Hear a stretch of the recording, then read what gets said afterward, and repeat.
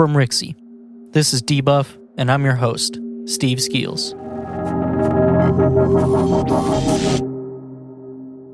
Today, I'll be talking about Baldur's Gate 3, PlayStation 5 backwards compatibility, Indivisible's updates being cancelled, and some new info on the Epic vs. Apple case.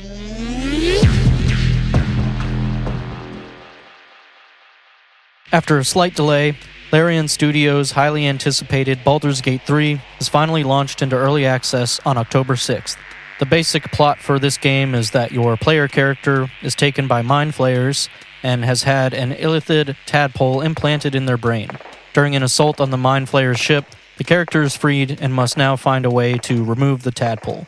The game looks great, the story cinematics looked pretty awesome from what I've seen, and I think the mind flayers are terrific villains, so this is probably going to be a really good story once it's all fleshed out.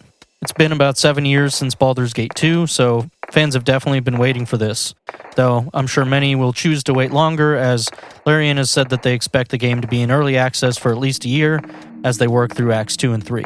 A lot of people don't want to play a game in early access, especially something like this, where you're going to spend a good chunk of the time playing through a game and then just pretty much have to replay it when it comes out anyways. Though it's gotten a lot of sales already, so that's probably not true for everyone. However, there will be a lot of changes, so it might be worth checking it out now and seeing how the game develops. Like their previous title, Divinity Original Sin 2, the early access release is their method of getting the players involved in the development of the game. Baldur's Gate 3 released with Act 1 available, which is said to be roughly 25 hours of content. The game currently includes numerous races and classes to choose from, and has the main mechanics worked out, though of course some of these are subject to change. As a quick side note, in the post for their third hotfix, Larian commented on how the majority of characters being created have been pretty much the most generic. Humans that, as they say, look like the default vault dweller from Fallout. Great stuff. It's hilarious to me since most of the time you never have two similar characters sitting at a D&D table. But people can do whatever they want, no wrong ways to play. Anyways, unlike their previous ventures with the Divinity series, this is straight up Dungeons & Dragons. This time it's based on the more recent and somewhat more mainstream 5th edition.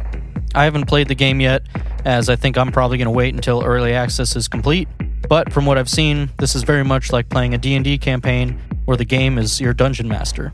That's kind of what these games have always been like, but with the upgrade to current-gen technology and some awesome work by the voice actors, it doesn't leave as much to the imagination. Overall, the game reviews have been good, though since it's early access, most outlets aren't doing really official reviews or anything like that, but on Steam, it's currently rated very positive with over 11,000 reviews. Many are basically saying it feels like Divinity 3 with a D&D skin, or some kind of mixture of both. This has been said in a positive and a negative manner, so depending on what you think of that, you might have a different perspective. There's definitely a lot of praise around the variety of ways you can approach situations, as well as the customization and previously mentioned voice acting. It's early access, so a lot of it is coming from that perspective. There will of course be more to come to the game, but I do think that people tend to be a little bit easier on early access games knowing that it's going to be changed up in the future. However, there's definitely some negativity, saying things like the combat is slow, the AI isn't great, and that there's minimal interactions with the companions. I've seen a lot of people talk about how it's definitely not a Baldur's Gate 2 sequel, that this basically feels like something entirely different. Well, I can't say the same since I haven't played it yet, but I can understand this frustration. However, it is coming from another studio, and after seeing what they've done with Divinity, I can imagine it's still a great game, even if it's not what you think. And a lot of the issues I've seen sound like they're fixable to me. Maybe the general gameplay is a bit different, but it's still going to be a solid game. One thing I have found interesting is that they have changed up some of the rules from D&D 5th edition, and many people have taken issues with that. Again, I haven't played it, so I don't really know the extent, but I can imagine that will create some balancing issues, as 5th edition is well balanced as it is, and any slight variations might make things a little bit more difficult or broken even. Again, it's early access, so I know a lot of that can be fixed. That's the point. Right now, it seems like a good launch, and I hope to see a lot more of it. If I end up trying it out myself, I might end up giving my own thoughts, but right now I'm looking forward to the full game, and I'm pretty interested to see what kind of changes they make and what Act 2 and 3 will look like.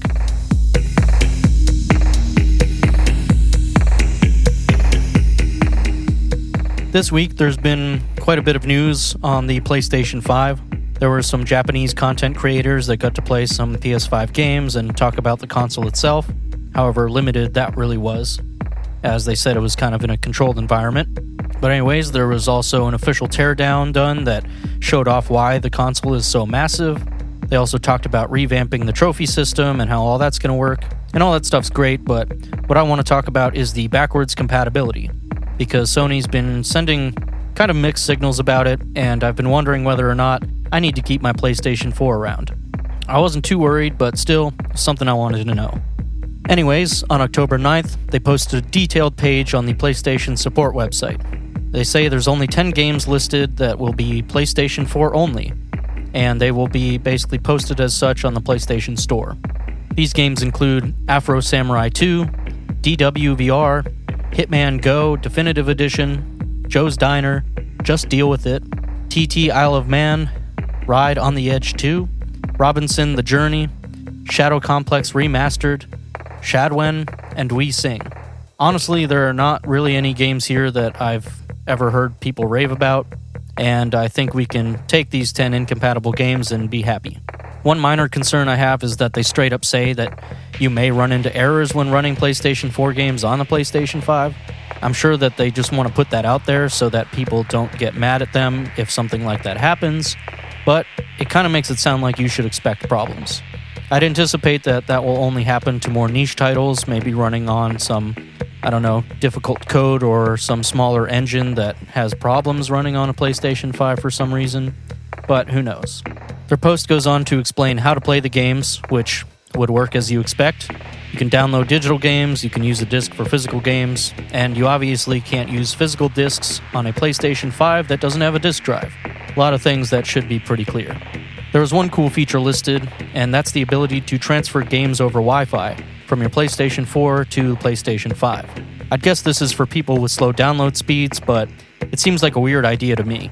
Cool for those that need it, and I'd probably check it out to see how fast it transfers, but it's just kind of weird to hear about that. Not something I would have totally expected. Another thing I've been wondering about is how the PlayStation 5 will boost performance of games, like Microsoft has been really touting on the Series X. Of course, some games already had better performance and upgraded visuals with the PlayStation 4 Pro, but I'm glad to hear them mention it for the PS5, though they didn't give a whole ton of detail. They did say select PlayStation 4 games will benefit from the console's Game Boost, resulting in higher or smoother frame rates, even adding the potential to have unlocked frame rates on some games. Additionally, some will have dynamic resolution and may go up to 4K. I'm interested to see what games actually take full advantage of this. If it is just upscaling, I think that's cool as well, but developers actually going in to add 4K textures would be tight, but it seems like something that you would want to mention, especially since they've been doing that for Xbox. It does seem like they are trying to go for two separate versions, instead of actually just providing 4K textures for some games that might be able to have it, like on Miles Morales releasing for PlayStation 4 and PlayStation 5. Though they've said you can upgrade your game if you do happen to go and get a PS5 down the line, but I'm sure whether or not that's going to be a free upgrade is going to vary by game. For backwards compatibility, there are some minor limitations they've listed, like PlayStation 4 Tournament and in-game live not being supported for PS5, though I've never used either of these features personally. I'm still a bit confused why the 10 incompatible games don't work. There hasn't been something clear that I could really find out about it, but if you really want to play those games on your PS5, they confirm that you'll be able to use Remote Play to stream your PS4 to your PS5. Seems a bit ridiculous to me, but hey, there's a workaround, and this could be nice for some people that have, good connection in their house and would rather do that instead of reinstalling games on their PS5. Or maybe they just want to use their PlayStation 4 as some extra hard drive space. Overall, I think all this is good news. It's probably what anyone should have expected, but it's nice to see they've confirmed it. It's good for me, since I have no place for two PlayStations on my entertainment system.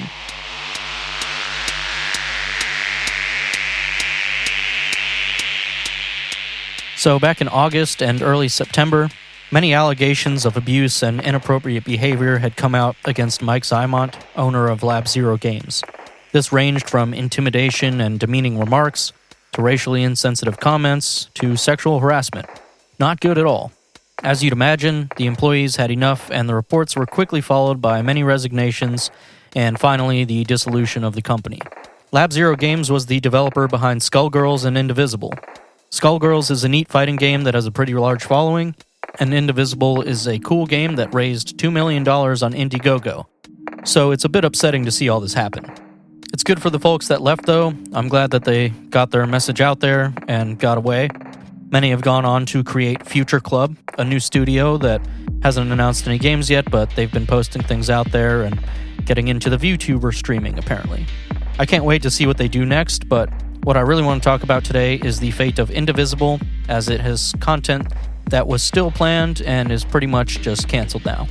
The publisher, 505 Games, released a statement on what's going on. Essentially, all future updates and planned DLC are canceled. The only update that is still coming out is for the Switch version, which will just bring it up to the same status as the other platforms. Any future work is no longer coming. I'd say this was pretty much expected, as the studio is done and it's probably not worth it for 505 to get anyone to finish it, even the new Future Club studio. IP rights and all that probably have something to do with it, but all we know is it's just not coming now. Unfortunately, this means that guest characters and backer-created characters are not going to be in the game, and I know a lot of people were looking forward to that. Some of the guest characters included popular games like Shovel Knight, Shantae, and more.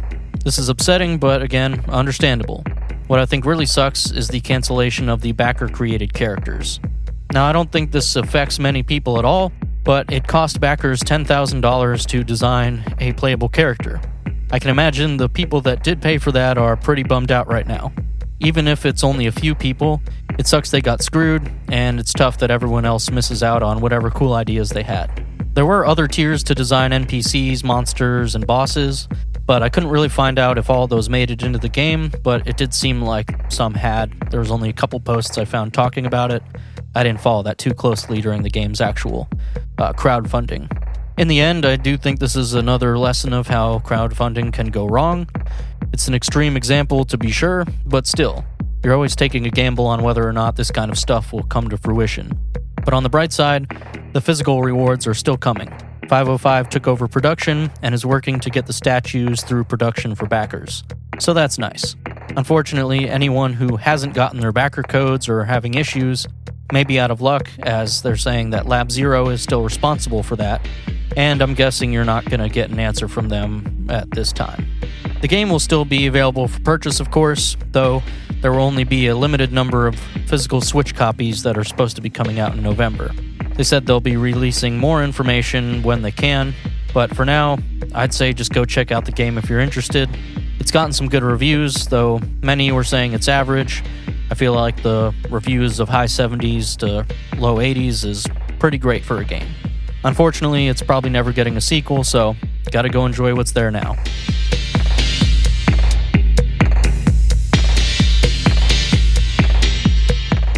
The last topic for today is going to be just a quick thing I want to mention.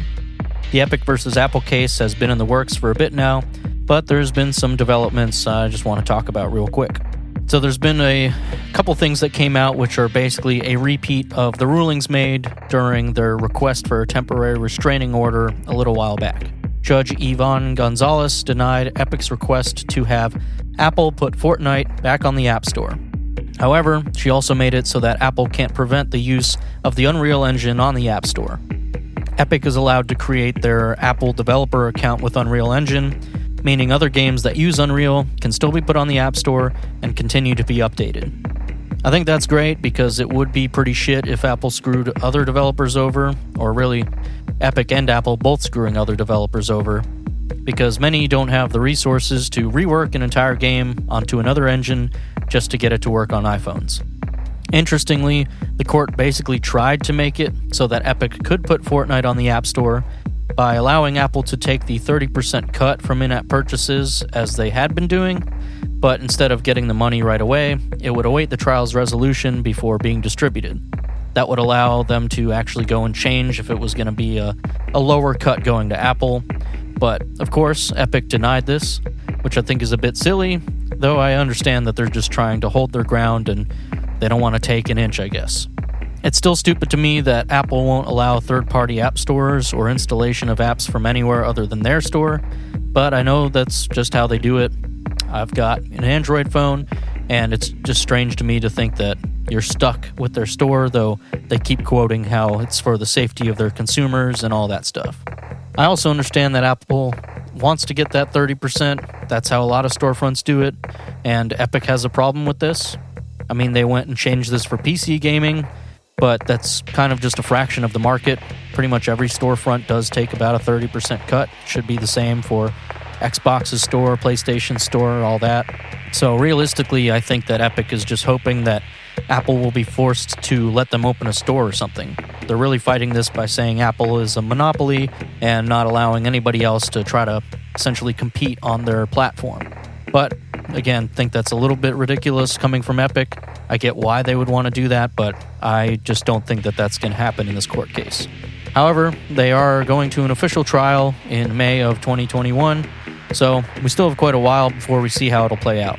Whatever side you're on, hopefully we'll see how this goes and it works out for everybody. I'm sure there's a ton of people out there with iPhones that are hoping to get Fortnite back on their phones and back to gaming.